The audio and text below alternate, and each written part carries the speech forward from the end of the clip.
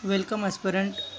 हम लेके आए आपके लिए मार्ट ट्रांसको 2022 के एग्ज़ामिनेशन टेलीकॉम ब्रांच के कुछ क्वेश्चंस जो कि इस बार एग्ज़ाम में आए थे।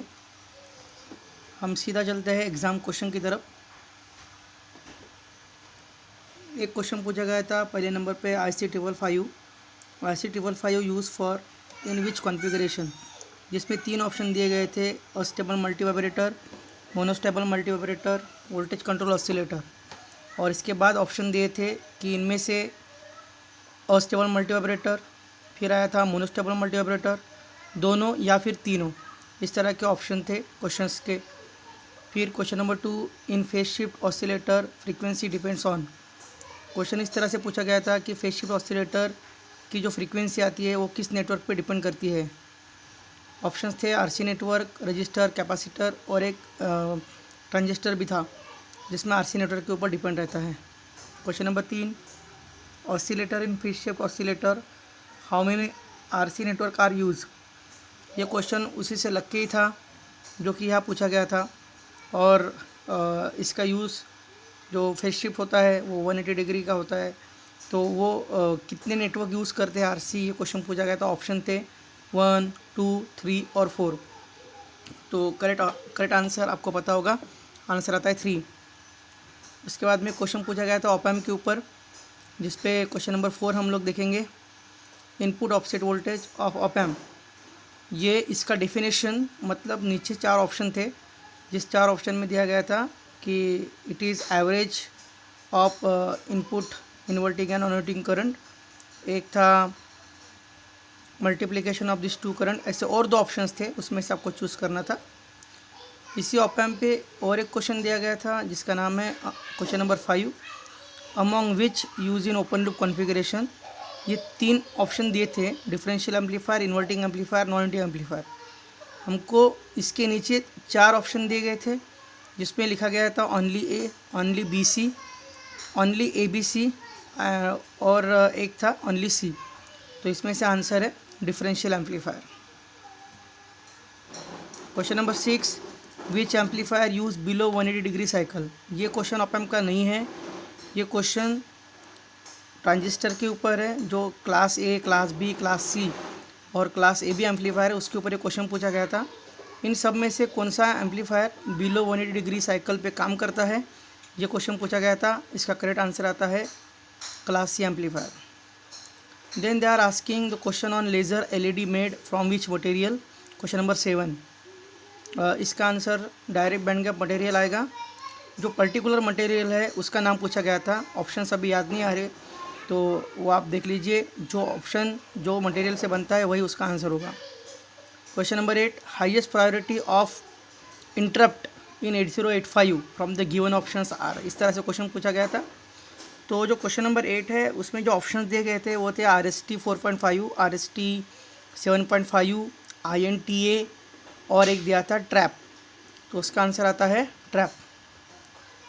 क्वेश्चन नंबर 9 जो पूछा गया था 8085 के इंस्ट्रक्शंस के ऊपर पूछा गया था, जिस पे 2 इंस्ट्रक्शन दिए थे, एक थी STA और एक था DAD डैड। अब इसमें ऑप्शंस क्या थे वो सही से याद नहीं आ रहे, पर इसी के ऊपर एक क्वेश्चन था, ये कंफर्म है।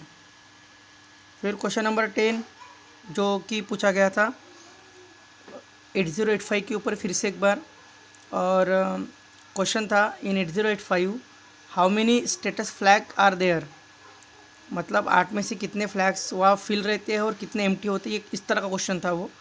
तो उसमें आंसर आता है 5। नंबर्स दिए थे 3, 5, 7 और 2, तो इसमें करेक्ट आंसर आता है 5। क्वेश्चन नंबर 11 फिर से एक बार क्वेश्चन पूछा गया था ऑप एम्प के ऊपर। Question number 11, calculate CMRR if differential gain is equal to 24 dB and common mode gain is equal to 12 dB। उसके ऊपर कैलकुलेट करने के लिए पूछा गया था CMRR। तो you know very well CMRR का जो फार्मूला आता है वो आता है differential gain divided by common mode gain. तो डिफरेंशियल गेन आता है 24 dB डिवाइडेड बाय 12 dB, तो आंसर आएगा 2 dB। Question number 12, which are the application of zener diode. पहले 3 ऑप्शन दिए थे जो हमको पहचानने थे, option A voltage regulator, clipper and over voltage protection. ये तीन में से नीचे में आंसर्स के ऑप्शंस थे ओनली वन, मतलब only A, only B, only सी या ऑल ऑफ द अबव, ऐसे उसके ऑप्शंस थे। तो इसमें से यू नो वेरी वेल इसका ऑप्शंस आएगा all of the above. Next question is on XOR gate will provide output 1 if. ये क्वेश्चन थोड़ा ऐसा देखने के लिए इजी लग रहा है, पर वहाँ पर जो ऑप्शंस दिए गए थे वो दिए गए थे कि when number of ones are even, when number of ones are odd, when number of zeros are even, something like this. इस तरह के ऑप्शंस थे और वहाँ से सिलेक्ट करना था। यू नो वेरी वेल कि अगर वन नंबर जो है वो ऑड रहता है तो XOR गेट आउटपुट हमको 1 मिलता है। नेक्स्ट क्वेश्चन,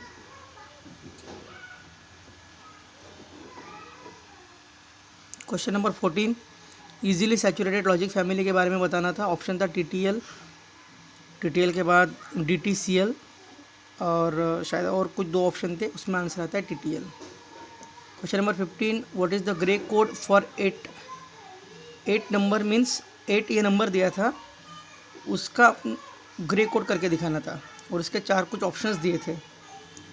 क्वेश्चन नंबर 16, जो एक बोडे प्लॉट रिलेटेड क्वेश्चन था, उसमें बोडे प्लॉट और नाइक्विस्ट प्लॉट ऐसे 2 दिए थे और उसमें पूछा गया था, कुछ 4 ऑप्शंस दिए थे। क्वेश्चन था मैक्सिमम फेस फंक्शन के ऊपर क्वेश्चन था। उसके ऑप्शन सही से याद नहीं आ रहे, और ये कन्फर्म है कि बोडे प्लॉट और नाइक्विस्ट प्लॉट के ऊपर क्वेश्चन पूछा गया था। Question number 17, what is the range of EHF, extended high frequency की रेंज पूछी गई थी, जिसका आंसर 30 मेगाहर्ट्ज़ से 300 गीगाहर्ट्ज़ तक आंसर आता है। आप सर्च कर सकते हो, EHF का आंसर आपको मिल जाएगा, पर एक क्वेश्चन पक्का आया था। क्वेश्चन नंबर 18 पूछा गया था, what is maximum usable frequency, जिसको टेलीकॉम की लैंग्वेज में MUF बोला जाता है। इसका आंसर आता है F cos थीटा। ऐसे कुछ क्वेश्चन आपको याद आते हैं तो प्लीज़ कमेंट करिए और इसमें से कितने क्वेश्चन सही है वो बताइए। Thank you.